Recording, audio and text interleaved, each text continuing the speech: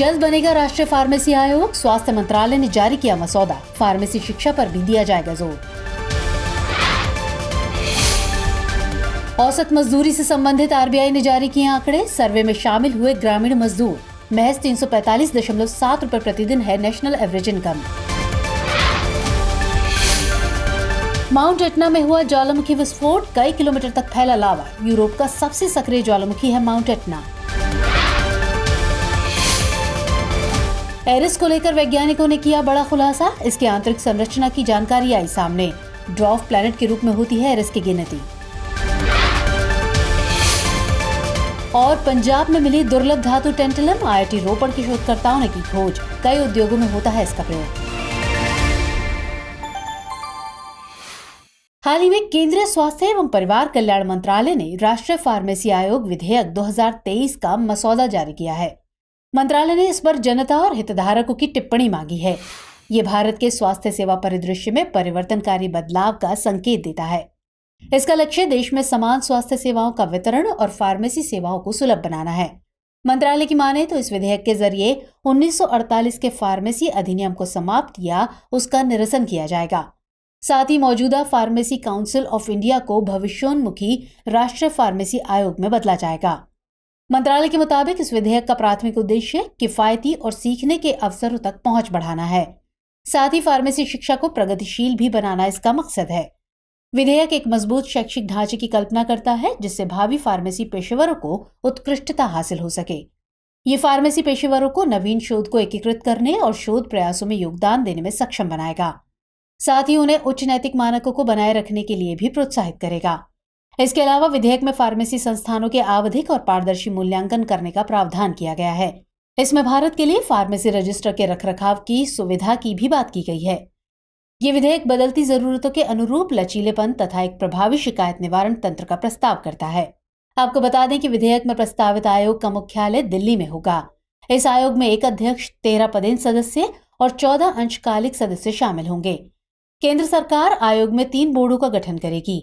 इनमें फार्मेसी शिक्षा board, pharmacy मूल्यांकन और रेटिंग बोर्ड, फार्मेसी नैतिकता और पंजीकरण बोर्ड शामिल होंगे।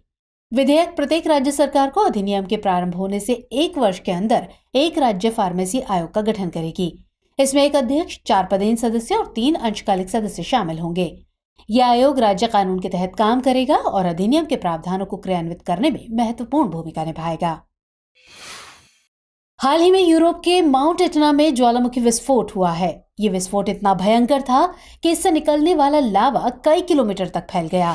हालांकि विस्फोट से कुछ महीने पहले से ही दक्षिण पूर्वी क्रेटर की ऊंचाई लगातार बढ़ रही थी। मीडिया रिपोर्ट्स के मुताबिक इससे निकलती राख और धुएं के गुब्बार से नजदीकी शहरों के लिए खतरा पैदा हो रहा है। आपको बता दें कि माउंट एटना यूरोप का सबसे सक्रिय ज्वालामुखी है। ये इटली के सिसिली द्वीप पर स्थित है और इसकी ऊंचाई लगभग 3,329 मीटर है। हालांकि ये ज्वालामुखी गतिविधियों के कारण बदलती रहती है। वहीं ज्वालामुखी की बात करें तो अमेरिकी भूवैज्ञानिक सर्वेक्षण के अनुसार ये पृथ्वी की सतह पर ऐसे खुले स्थान या छिद्र हैं जहां से लावा बाहर निकलता है। ज्वालामुखी जमीन और समुद्र दोनों में हो सकते हैं। ज्वालामुखी के मुख्यतः 4 प्रकार हैं। इसमें सिंडर शंकु ज्वालामुखी, स्ट्रेटोवोल्केनो ज्वालामुखी, ढाल ज्वालामुखी और लावा डोम ज्वालामुखी शामिल हैं। इन अलग अलग प्रकार के ज्वालामुखियों में लावा का प्रवाह भिन्न होता है। बताते चलें कि दुनिया के सबसे सक्रिय ज्वालामुखी पैसिफिक रिंग ऑफ फायर में स्थित हैं। इसमें न्यूजीलैंड, दक्षिण पूर्व एशिया, जापान और अमेरिका के पश्चिमी तट शामिल हैं। दुनिया भर में लगभग 90% भूकंप इसी क्षेत्र में आते हैं। हाल ही में आरबीआई ने औसत आय से संबंधित आंकड़े जारी किए हैं। आंकड़ों के अनुसार मार्च 2023 तक राष्ट्रीय औसत आय 345.7 रुपए थी। साथ ही वर्ष 2022-23 के दौरान कृषि मजदूरों के वेतन में औसतन 5.8% की दर से वृद्धि दर्ज की गई। वहीं गैर कृषि मजदूरों के वेतन में 4.9% की दर से बढ़ोतरी हुई। इसके अलावा आरबीआई ने राज्यों से जुड़ा डेटा भी साझा किया है। इसमें बताया गया है कि मध्य प्रदेश के ग्रामीण इलाकों में पुरुष कृषि श्रमिकों को महज 229.2 रुपए की दैनिक मजदूरी मिलती है, जबकि गुजरात में यह आंकड़ा 241.9 रुपए है। वहीं भारत का विकसित राज्य कहे जाने वाले केरल में एक ग्रामीण खेत मजदूर की प्रतिदिन की कमाई 764.3 रुपए दर्ज की गई है। आंकड़ों के मुताबिक पुरुष गैर कृषि श्रमिकों के मामले में सबसे कम वेतन मध्य प्रदेश में था। यहाँ औसत वेतन करीब 246.3 रुपए है। वहीं गुजरात के श्रमिकों को 273.1 रुपए और त्रिपुरा में 280.6 रुपए दैनिक वेतन मिलता है, जबकि गैर कृषि श्रमिकों की राष्ट्रीय औसत आय 348 रुपए है। दूसरी तरफ केरल में गैर कृषि श्रमिकों की दैनिक मजदूरी 696.6 रुपए प्रति व्यक्ति दर्ज की गई है। रिपोर्ट बताती है कि ग्रामीण नौकरियां कृषि पर निर्भर है, जो मानसून, रबी और खरीफ की फसलों के उत्पादन से प्रभावित होती हैं। वहीं मनरेगा यानी महात्मा गांधी राष्ट्रीय ग्रामीण रोजगार गारंटी योजना के तहत नौकरी की मांग में साल दर साल गिरावट आई है। हालांकि साल 2022-23 में आंकड़ा कोरोना महामारी से पहले के स्तर से ऊपर बना हुआ है, जो असंगठित क्षेत्रों में हुए सुधार को दर्शाता है। आर्थिक गतिविधियों में स्पष्ट वृद्धि के बावजूद 2022-23 में वास्तविक ग्रामीण वेतन वृद्धि लगभग स्थिर रही। नेचर कम्युनिकेशंस जर्नल में प्रकाशित शोध के अनुसार गामा किरणों के कारण पृथ्वी के आयन मंडल में बड़े बदलाव देखे गए हैं। इसके मुताबिक इन किरणों की वजह से कई घंटों तक आयन मंडल प्रभावित रहा। इसके कारण पृथ्वी के विद्युत क्षेत्र में भी परिवर्तन देखा गया। शोधकर्ताओं के मुताबिक लगभग 2 अरब साल पहले हमारी आकाशगंगा से बहुत दूर एक बड़ा तारा विशाल विस्फोट में नष्ट हो गया। इससे गामा किरणों के एक बड़े विस्फोट की घटना दर्ज की गई। ये विस्फोट इतना शक्तिशाली था कि इसकी पहुंच आयन मंडल की सबसे निचली परतों तक दर्ज की गई। ये विस्फोट विद्युत चुंबकीय स्पेक्ट्रम में किसी भी तरंग की तुलना में सबसे अधिक ऊर्जा को समाहित करने में सक्षम था, जो ब्रह्मांड को पार करती हुई अंततः पिछले वर्ष पृथ्वी तक पहुंची। आपको बता दें कि ये गामा किरणें बीते साल 9 अक्टूबर को पृथ्वी के संपर्क में आई थी। इसका असर वायुमंडल पर करीब 13 मिनट तक देखा गया था। इसकी जानकारी यूरोपीय अंतरिक्ष एजेंसी ने साझा की थी।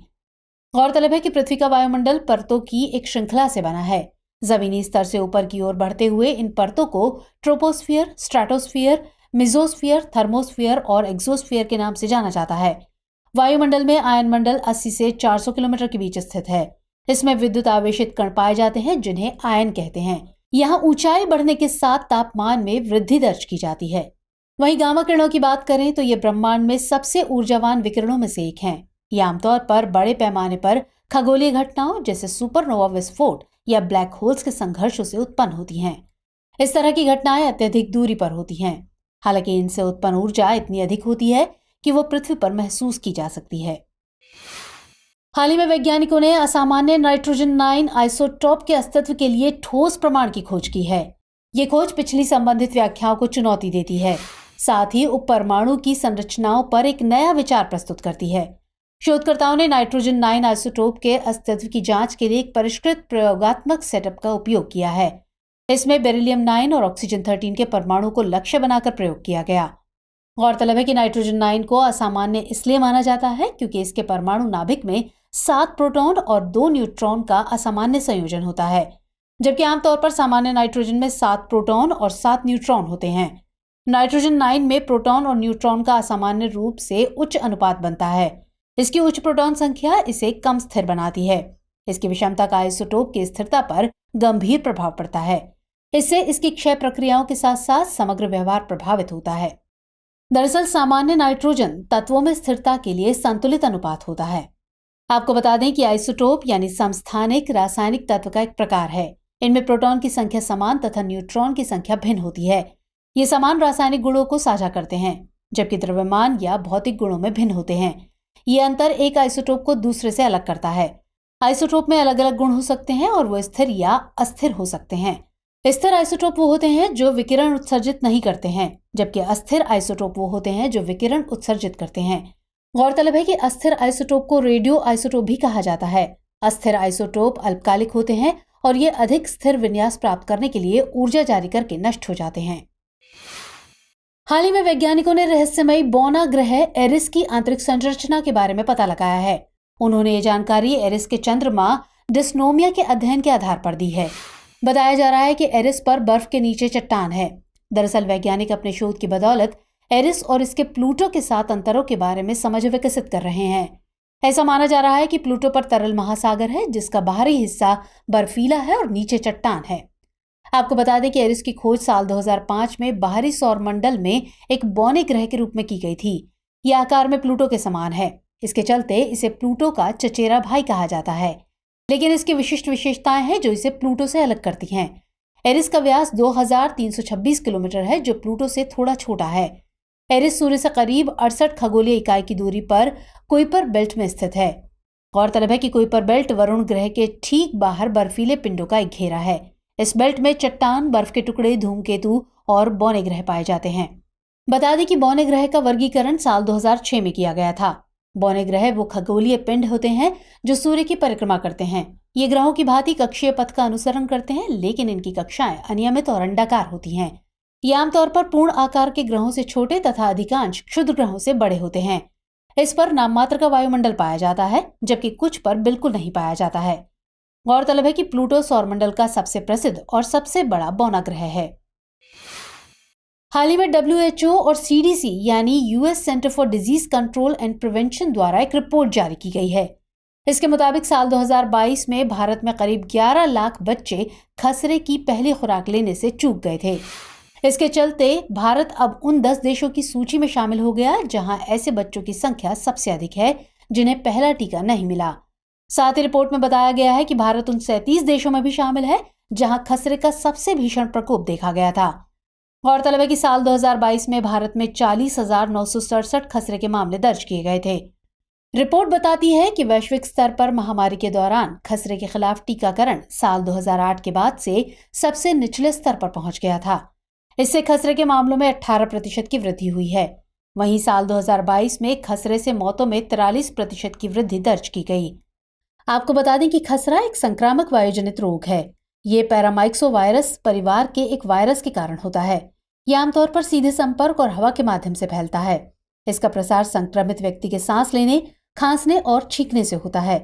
ये पहले श्वसन तंत्र को संक्रमित करता है और फिर पूरे शरीर में फैल जाता है। गौरतलब है कि खसरा किसी को भी प्रभावित कर सकता है, लेकिन इससे बच्चे सबसे ज्यादा प्रभावित होते हैं। अगर इसके लक्षणों की बात करें तो आमतौर पर किसी व्यक्ति के वायरस के संपर्क में आने के 10 से 14 दिन बाद इसके लक्षण दिखते हैं। इसके शुरुआती लक्षण 4 से 7 दिनों तक रहते हैं। इसमें त्वचा पर दाने, नाक बहना, खांसी, आंखें लाल और गालों के अंदर छोटे सफेद धब्बे सम्मिलित होते हैं। गौरतलब है कि खसरे का कोई विशिष्ट उपचार नहीं है।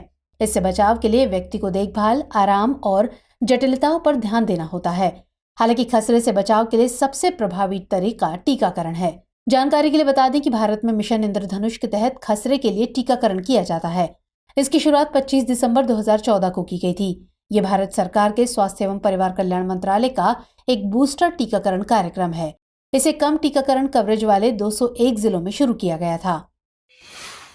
हाल ही में IIT रोपड़ के शोधकर्ताओं द्वारा पंजाब में दुर्लभ धातु टेंटलम का पता लगाया गया है। यह धातु पंजाब की सतलुज नदी के किनारे रेत में पाई गई है।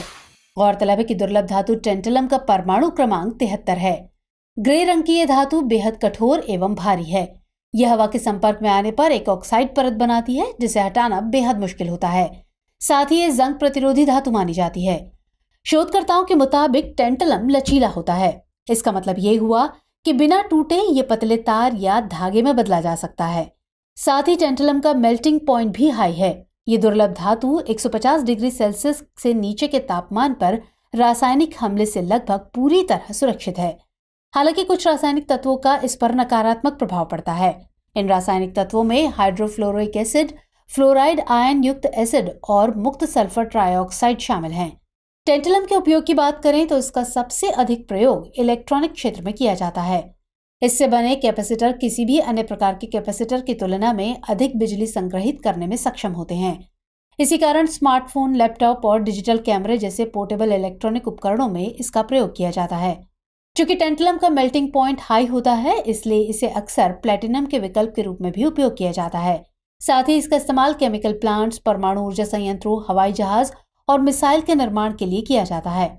इसके अलावा टेंटलम शारीरिक तरल पदार्थों के साथ प्रतिक्रिया नहीं करता है। इसके कारण कृत्रिम जोड़ों जैसे सर्जिकल उपकरण बनाने के लिए इसका प्रयोग किया जाता है। गौरतलब है कि टेंटलम की खोज साल 1802 में स्वीडिश वैज्ञानिक एंडर्स गुस्ताफ एकेनबर्ग द्वारा की गई थी।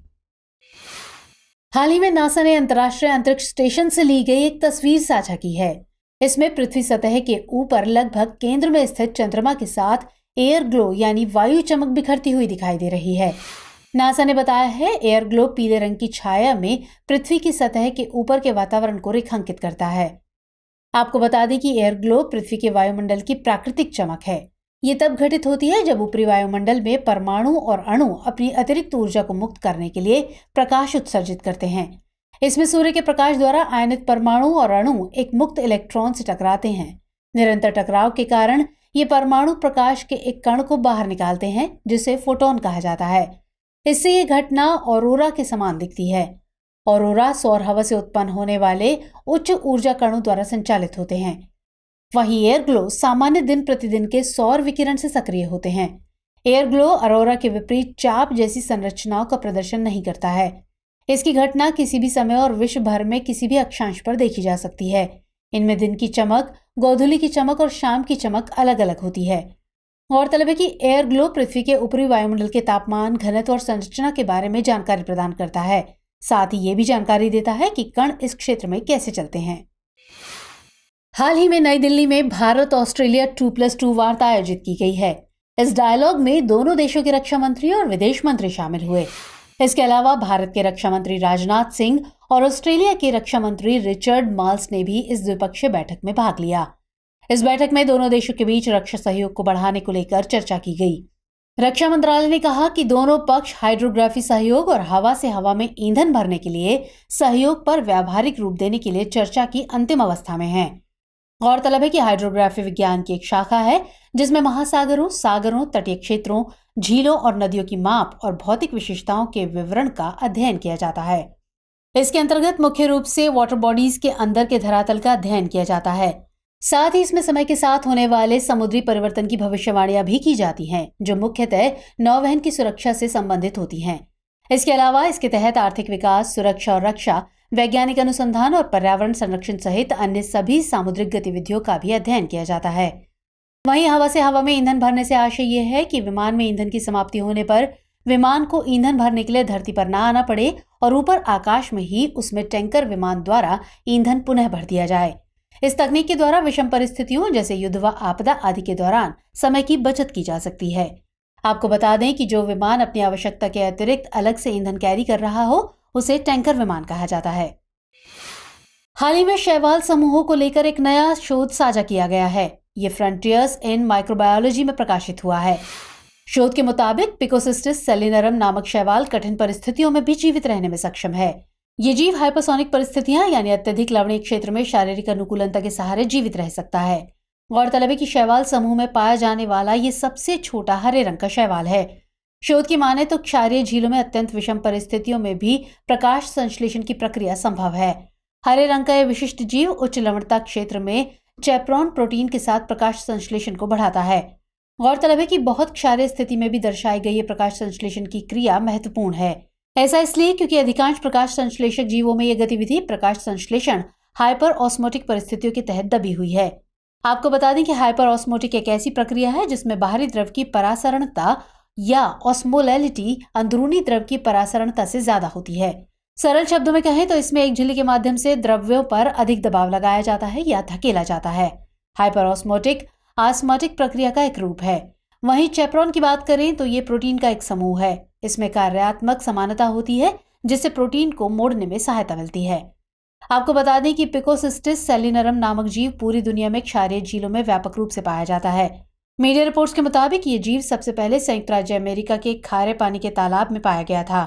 वहीं भारत में पहली बार इसे सांभर झील में देखा गया। हाल ही में यूएनईपी यानी संयुक्त राष्ट्र पर्यावरण कार्यक्रम ने उत्सर्जन गैप रिपोर्ट 2023 जारी की है। इसके अनुसार वैश्विक औसत तापमान पूर्व औद्योगिक स्तर से इस सदी के अंत तक लगभग 3 डिग्री सेल्सियस तक हो सकता है। ऐसा पेरिस समझौते के तहत तय लक्ष्यों की प्रतिज्ञाओं के बावजूद हो सकता है। तापमान में इस वृद्धि का प्रमुख कारण वैश्विक तापन और ग्रीन हाउस गैस उत्सर्जन को माना जा रहा है। इससे चरम मौसमी घटनाओं में तीव्र वृद्धि देखी जा रही है। ऐसे में रिपोर्ट जलवायु कार्रवाई में वृद्धि की तत्काल आवश्यकता की ओर संकेत करती है। रिपोर्ट बताती है कि साल 2015 में पेरिस समझौते पर हस्ताक्षर होने के बाद से भी उत्सर्जन में वृद्धि हुई है। मौजूदा नीतियों के आधार पर साल 2030 में ग्रीन हाउस गैसों के उत्सर्जन में 16% की वृद्धि का अनुमान है, जबकि वर्तमान में अनुमानित वृद्धि 3% है। रिपोर्ट के मुताबिक अनुमानित ग्रीन हाउस गैस उत्सर्जन में अभी भी पेरिस समझौते के 2 डिग्री सेल्सियस के लिए 28% और 1.5 डिग्री सेल्सियस के लिए 42% की कमी होनी चाहिए। आपको बता दें कि यूएनईपी द्वारा उत्सर्जन गैप रिपोर्ट हर साल जारी की जाती है। ये देशों की प्रतिबद्धताओं के साथ वैश्विक उत्सर्जन 1.5 डिग्री सेल्सियस तक सीमित करने के लिए निगरानी करती है। इसका प्रत्येक संस्करण उत्सर्जन अंतर को पाटने के तरीकों की खोज करता है। इस वर्ष ये रिपोर्ट श्रृंखला का 14वां संस्करण है। ये संस्करण ग्रीन हाउस गैस उत्सर्जन में भविष्य के रुझानों को और वैश्विक तापमान की चुनौतियों के संभावित समाधान के लिए शीर्ष जलवायु वैज्ञानिकों को एक साथ लाता है। गौरतलब है कि संयुक्त राष्ट्र जलवायु शिखर सम्मेलन यानी COP28 का आयोजन दुबई में किया जाएगा। ये सम्मेलन पेरिस समझौते के 1.5 डिग्री सेल्सियस के तापमान वृद्धि लक्ष्य को बनाए रखने पर केंद्रित होगा। तो चलिए खबरों के बाद अब बुलेटिन से जुड़े 5 सवालों पर डालते हैं एक नजर। इस बुलेटिन पर आधारित 5 प्रश्न इस प्रकार हैं। पहला प्रश्न, माउंट एटना के संबंध में निम्नलिखित कथनों पर विचार कीजिए। पहला कथन, ये पैसिफिक रिंग ऑफ फायर में स्थित है। और दूसरा कथन, ये यूरोप का एक सुषुप्त ज्वालामुखी है। आपको बताना है कि इनमें से कौन से कथन सही है या सही है। ऑप्शन है ए केवल 1, बी केवल 2, सी 1 और 2 दोनों, या फिर डी ना तो 1 और ना ही 2। चलिए अगला सवाल, खसरा के संदर्भ में निम्नलिखित कथनों पर विचार कीजिए। पहला कथन, ये एक संक्रामक वायु जनित रोग है। दूसरा कथन, इसका प्रसार पैरामाइक्सोवायरस परिवार के एक वायरस के कारण होता है। और तीसरा कथन, ये श्वसन तंत्र को प्रभावित नहीं करता है। आपको बताना है कि इनमें से कितने कथन सही हैं। ए केवल 1, बी केवल 2, सी सभी 3, या फिर डी कोई भी नहीं। चलिए अगला सवाल देखते हैं। एरिस के संदर्भ में निम्नलिखित कथनों पर विचार कीजिए। कथन 1, इसकी खोज वर्ष 2005 में एक बौने ग्रह के रूप में हुई थी। और कथन 2, ये कुइपर बेल्ट में स्थित है। आपको बताना है कि इनमें से कौन से कथन सही है। ए केवल 1, बी केवल 2, सी 1 और 2 दोनों, या फिर डी ना तो 1 और ना ही 2। अगला प्रश्न, नाइट्रोजन 9 आइसोटोप के संबंध में निम्नलिखित कथनों पर विचार कीजिए। पहला कथन है, इसकी विशेषता असामान्य रूप से उच्च प्रोटॉन से न्यूट्रॉन अनुपात है। और दूसरा कथन, इसकी क्षय प्रक्रिया प्रोटॉन और न्यूट्रॉन की सामान्य असमानता से प्रभावित होती है। उपरोक्त कथनों में से कौन से सही है। ए केवल 1, बी केवल 2, सी 1 और 2 दोनों, या फिर डी ना तो 1 और ना ही 2। पांचवा और अंतिम प्रश्न, टेंटलम के संदर्भ में निम्नलिखित कथनों पर विचार कीजिए। पहला कथन, इसका गलनांक अत्यंत उच्च होता है।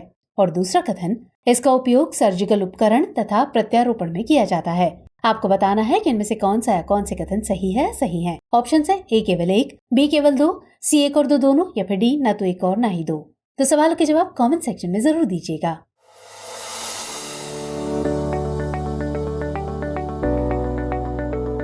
हाल ही में शांति, निरस्त्रीकरण और विकास के लिए इंदिरा गांधी पुरस्कार 2022 प्रदान किया गया।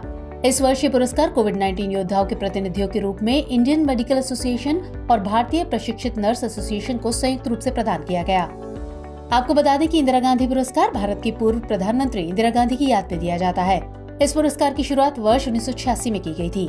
इंदिरा गांधी मेमोरियल ट्रस्ट द्वारा स्थापित ये पुरस्कार हर साल किसी ऐसे व्यक्ति को प्रदान किया जाता है जिसने समाज सेवा, निरस्त्रीकरण या विकास के क्षेत्र में महत्वपूर्ण योगदान दिया हो। इस पुरस्कार के तहत विजेता को 25 लाख रुपए, एक ट्रॉफी और प्रशस्ति पत्र प्रदान किया जाता है। हाल ही में भारतीय कॉमेडियन वीर दास को इंटरनेशनल एमी अवार्ड प्रदान किया गया। वीर दास को यह पुरस्कार वीर दास लैंडिंग के लिए प्रदान किया गया और इसी के साथ ही वीर ये पुरस्कार जीतने वाले पहले भारतीय बन गए हैं। हालांकि उन्हें पुरस्कार डेयरी गर्ल्स सीजन 3 के साथ संयुक्त रूप से दिया गया। इस अवार्ड शो में भारतीय निर्माता एकता कपूर को इंटरनेशनल डायरेक्टरेट अवार्ड प्रदान किया गया, तो वहीं दिल्ली क्राइम की अदाकारा शेफाली शाह का नाम भी बेस्ट एक्ट्रेस की नॉमिनेशन लिस्ट में शामिल था। हालांकि वो ये अवार्ड नहीं जीत सकी। हाल ही में भारत और संयुक्त राज्य अमेरिका के बीच संयुक्त सैन्याभ्यास वज्र प्रहार शुरू हुआ। यह अभ्यास मेघालय के उमरोई कैंटोनमेंट क्षेत्र में 21 नवंबर से 11 दिसंबर तक आयोजित किया जा रहा है। गौरतलब है कि इस संयुक्त अभ्यास की शुरुआत वर्ष 2010 में की गई थी और इस वर्ष इस अभ्यास का 14वां संस्करण आयोजित हो रहा है।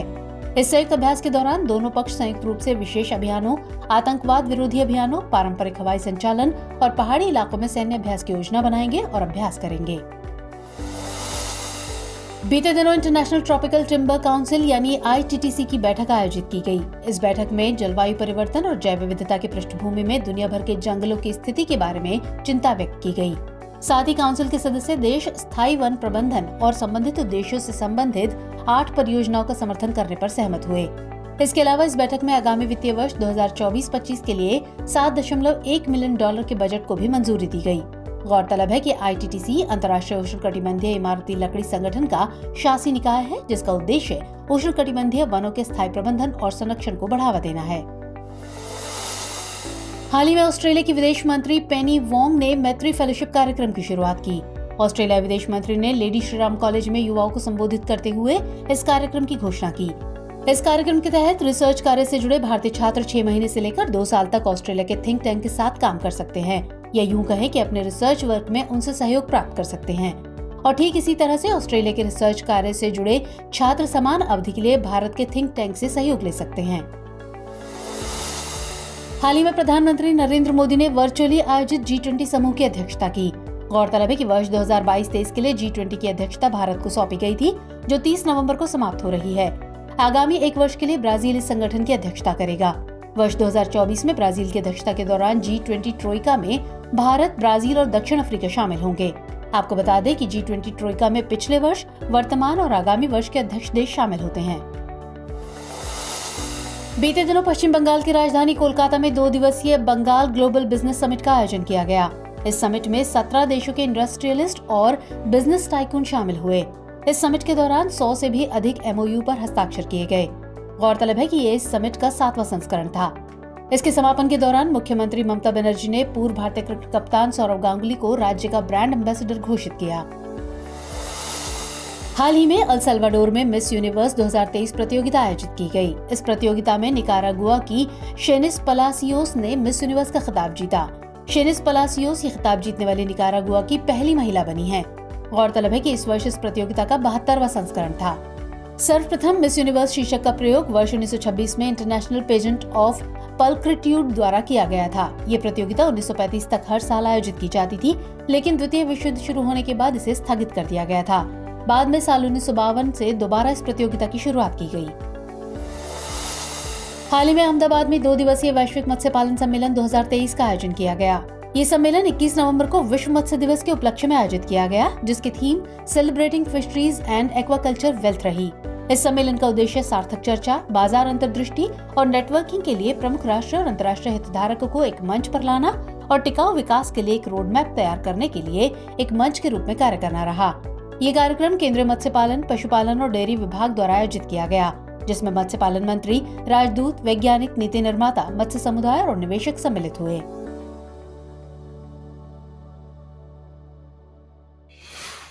हमारी टीम कोशिश करती है कि आपको दी गई खबरों में एक भी गलती ना हो, लेकिन यदि किसी सोर्स या ह्यूमन एरर की वजह से ऐसी गलती हो जाती है तो इस वीडियो के कमेंट बॉक्स में उस गलती को सुधार कर पिन कर दिया जाता है। यह आपको कमेंट बॉक्स में सबसे ऊपर दिखाई देता है।